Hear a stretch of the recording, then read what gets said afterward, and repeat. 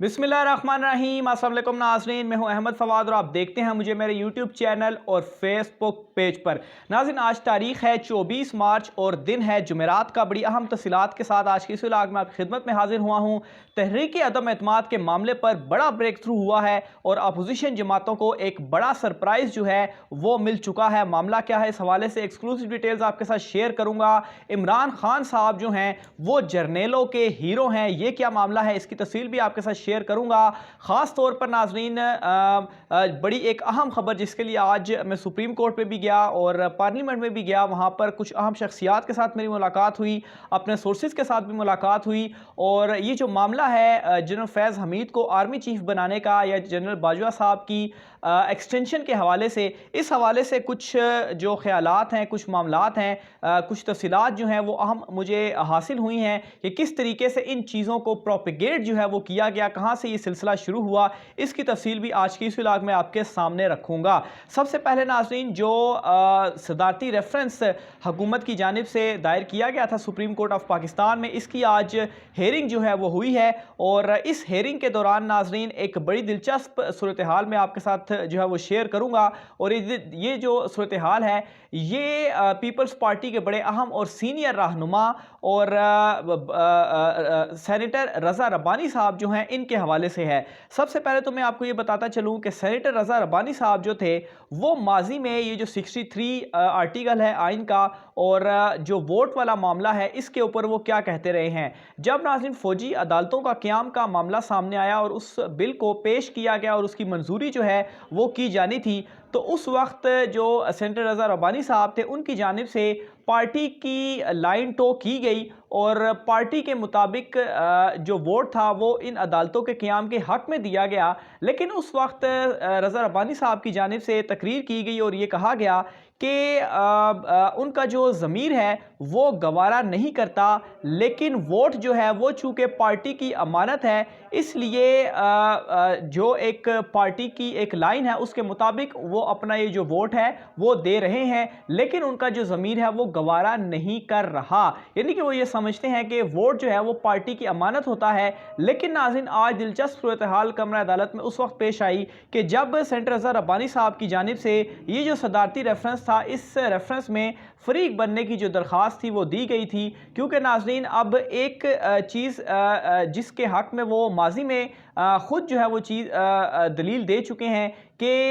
ये पार्टी की अमानत होता है, और अब जब उसके ऊपर एक सदारती रेफरेंस जो है वो दायर किया गया हुकूमत में और अब चूँकि उनको ख़ुद नुकसान है तो अब वो जो है वो अपने ही ख़िलाफ़ जो दलाइल हैं वो देने के लिए वो आ चुके हैं। तो इमरान खान साहब ने किस किस को बेनकाब नहीं किया, तमाम जो चेहरे हैं वो आहिस्ता आहिस्ता करके उनके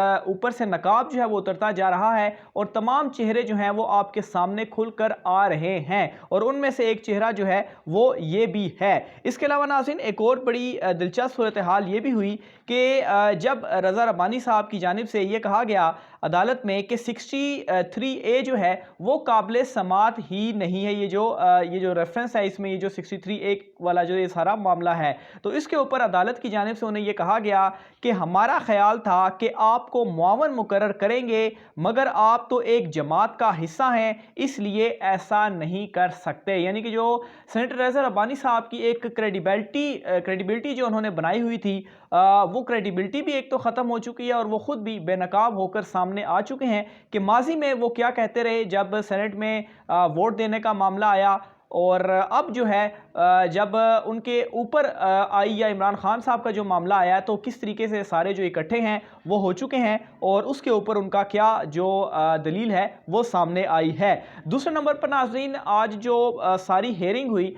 इस हेयरिंग में अटॉर्नी जनरल ऑफ पाकिस्तान जो थे उनकी जानिब से बड़े ज़बरदस्त दलाइल जो है वो दिए गए, लेकिन कुछ अहम रिमार्क्स जो हैं वो मैं आपके सामने रखूँगा। जितनी भी हेयरिंग हुई उस हेयरिंग के कुछ रिमार्क्स जो हैं, और ये जो रिमार्क्स हैं आप बखूबी से अंदाज़ा कर पाएंगे कि मामलात किस तरफ जा रहे हैं। सबसे पहले तो नाज़रीन अदालत की जानिब से जो सबसे पहला अहम रिमार्क्स जो सामने आया कि सियासी जमात इदारे हैं, डिसिप्लिन की खिलाफ वर्जी से इदारे कमज़ोर होते हैं, पार्टी लाइन की पाबंदी ना हो तो सियासी जमातें तबाह हो जाती हैं। यानी कि एक तो कहा गया कि पार्टी बतौर इदारा है और इदारे में यकीनन जो इनफरादी एक आपकी राय है वो ज़रूर मौजूद होती है, लेकिन फैसला जो होता है वो इज्तमाई होता है। दूसरे नंबर पर नाज़रीन अहम जो रिमार्क्स है कि सब ने अपनी मर्जी की तो सियासी जमात इदारा नहीं हजूम बन जाएगी। इनफरादी शख्सियात को ताकतवर बनाने से इदारे जो हैं वो तबाह हो जाते हैं।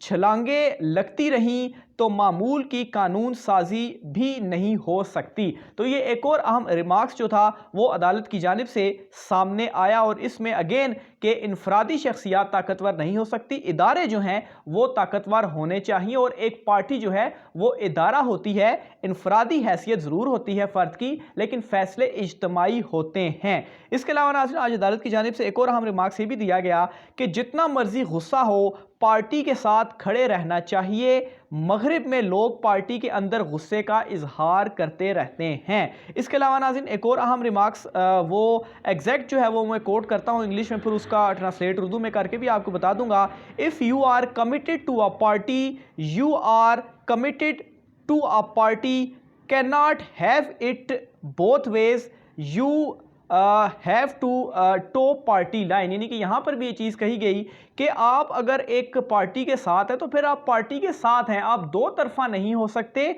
आपको पार्टी की जो लाइन है वो टो करना पड़ती है। फिर इसके अलावा ये भी कहा गया कि दूसरी कश्ती में सवार होने वाले को सीट से हाथ धोना पड़ता है।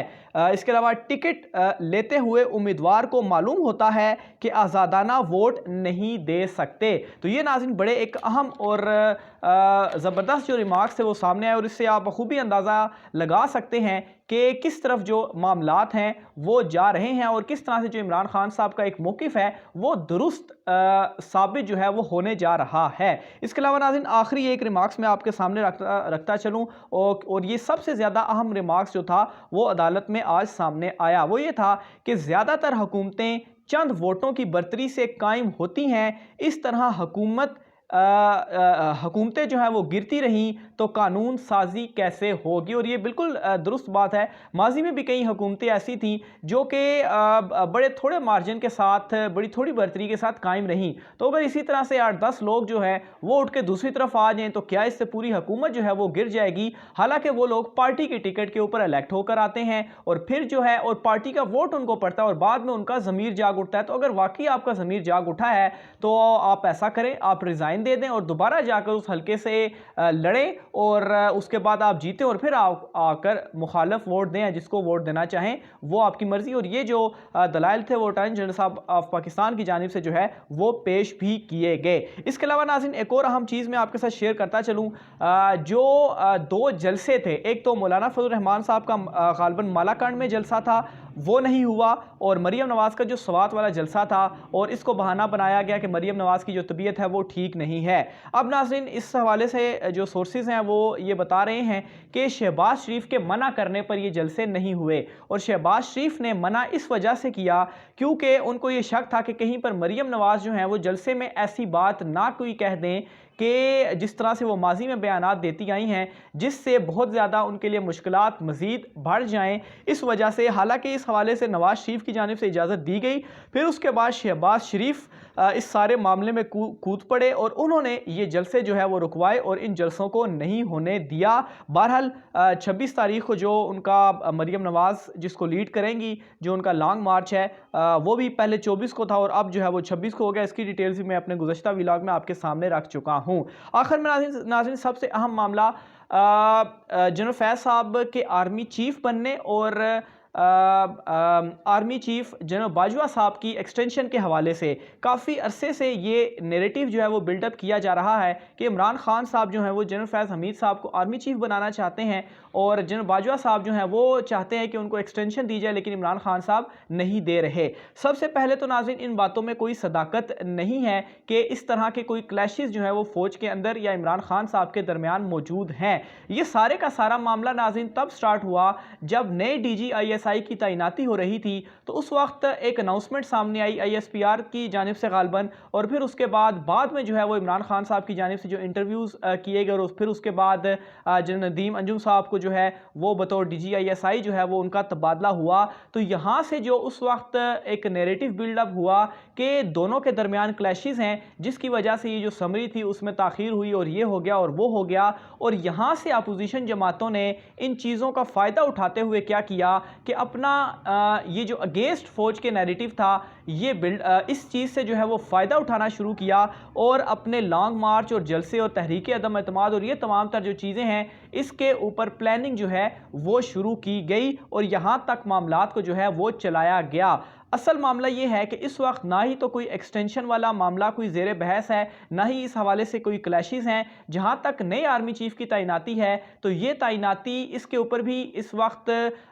कोई क्लैशेस नहीं, और ये तैनाती वक्त पर जो है वो इमरान खान साहब की जानिब से जो है वो की जाएगी। यहाँ तक कि आर्मी चीफ साहब का जो बयान में अपने गुज़श्ता व्लॉग में भी आपके सामने रख चुका हूँ, उन्होंने कहा है कि ये पॉलिटिकल जमातें, इनके आपस में मामलात हैं, तो ये खुद तय कर ले, और बार बार फौजी कहती है कि उन्हें सियासी मामलात के अंदर ना धकेला जाए। इसलिए इन तमाम तर चीज़ों से ये नैरेटिव तो एक बिल्डअप हुआ है, बिल्डअप जो है वो किया गया है, लेकिन इन तमाम तर चीज़ों से अपोजिशन ने फ़ायदा उठाते हुए, और जनरल फैज़ हमीद साहब के हवाले से जो बयानात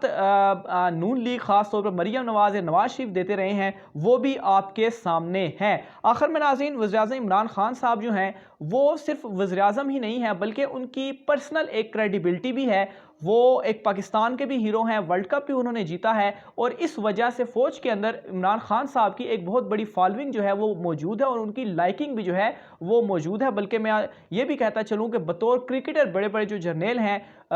इमरान खान साहब जो है वो उनके हीरो भी रहे हैं, क्योंकि 92 का वर्ल्ड कप और उस वक्त जो क्रिकेट का क्रेज़ था वो भी एक अरूज पर था, और पाकिस्तान के लिए एक हिस्ट्री भी था। तो इस वजह से ये जो नैरेटिव बिल्ड करने की कोशिश की जा रही है, इस तरह के प्रोपेगेंडे में जो है वो नहीं आना चाहिए। मामलात फ़ौज और हुकूमत के दरमियान एक पेज पर हैं और बिल्कुल दुरुस्त हैं, और बहुत जल्द ये तमाम तर चीज़ें, ख़ास तौर पर अदम एतमाद की नाकामी या वापसी की सूरत में आपके सामने जो हैं वो आ जाएंगी, और ये तमाम तर चीज़ें और ये तमाम तर हकीकत जो है, इसके ऊपर से पर्दा जो है वो हम उठाते रहेंगे। अपनी राय का सर कमेंट बॉक्स में लाजमी कीजिएगा। आज की व्लॉग से इतना ही, मुझे इजाज़त दीजिए। अल्लाह हाफ़िज़।